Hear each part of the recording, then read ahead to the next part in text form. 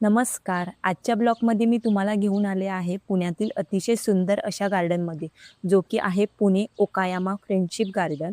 ही बाग जापनीज स्टाईलमध्ये बनवलेली असून इथे आल्यावर खरोखरच आपण भारतात नाही तर जपानमध्ये असल्यासारखं वाटतं.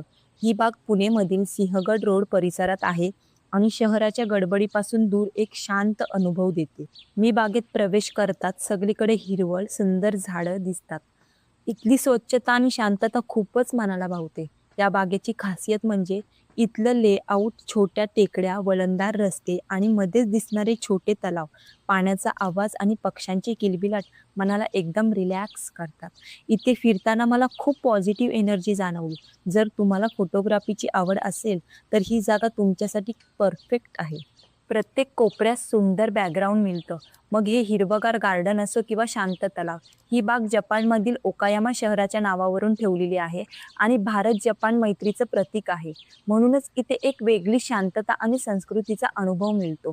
तुम्ही इथं सकाळी किंवा संध्याकाळी आलात तर वातावरण अजूनच सुंदर वाटतं. हलका वारा, शांत परिसर आणि निसर्गाच्या सानिध्यात वेळ कसा जातो कळतच नाही. एंट्री फी तर खूपच कमी आहे आणि वेळ सकाळपासून संध्याकाळपर्यंत असतो. त्यामुळे तुम्ही तुमच्या फॅमिली किंवा फ्रेंड्ससोबत एक छोटासा ट्रिप प्लॅन करू शकता. व्हिडिओ आवडल्यास लाईक, शेअर आणि सबस्क्राईब करायला विसरू नका. भेटूया पुढच्या ब्लॉगमध्ये.